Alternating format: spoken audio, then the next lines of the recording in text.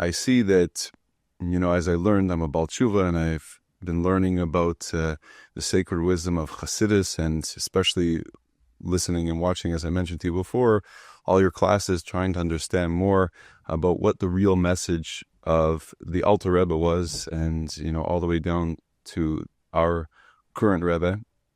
And one of the things I saw, and this is what I've noticed, is that, there was a point where the Alter Rebbe had to make a decision where he was in the fork in the road, as you would say, where he had to decide whether he was going to go to Vilna, or he could go to Mizrich, where he was going to learn how to daven.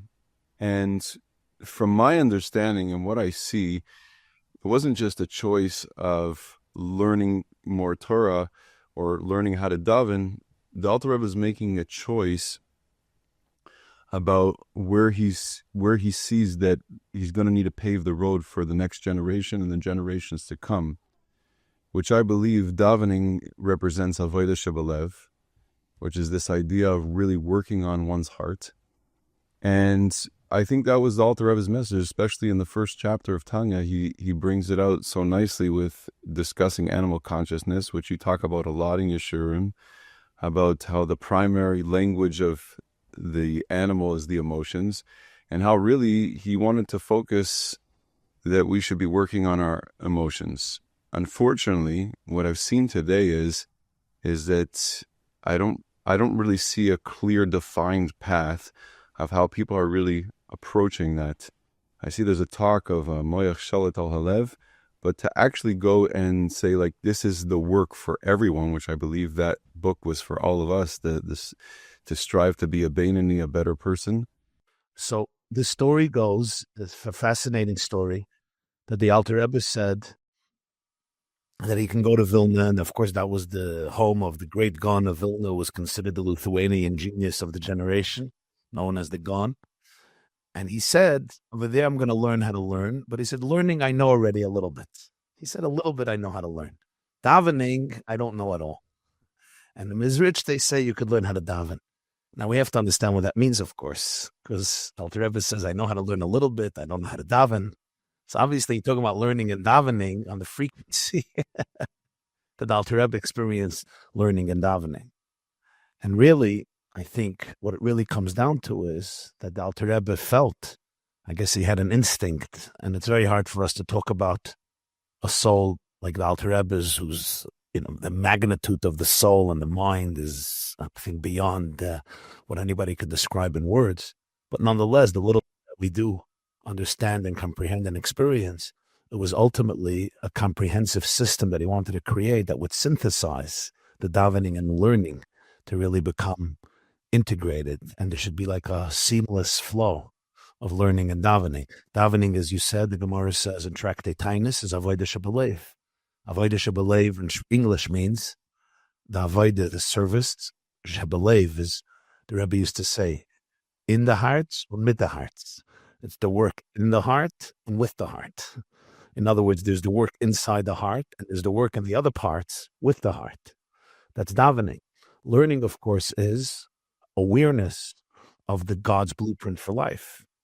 The Alter Rebbe's entire purpose, or much of his purpose, was to create an integration between the two. That the learning becomes a davening, and the davening becomes a learning. And what that means in practical terms, I think, is that whatever we learn doesn't just remain up there intellectually, analytically. We analyze it, which is nice, but it becomes a davening, becomes avodah shebelev, becomes an energetic, visceral experience that is embodied.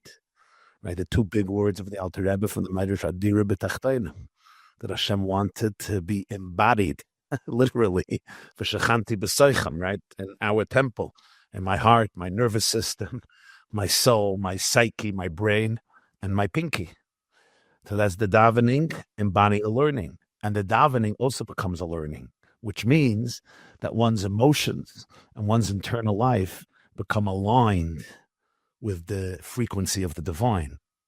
That integration is what makes his teachings, and more than his teachings, living with his teachings, so magical. Because, to say it frankly, there's many people that are doing work, emotional work. And it's magnificent.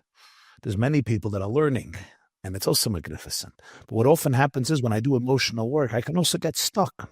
I can get paralyzed. I know with my own experience, you know, my pain becomes my story, and my story becomes my pain. And it's for good reason. This is not to judge anybody, really. We're all work in progress, and we're all trying, as you said, to become better people.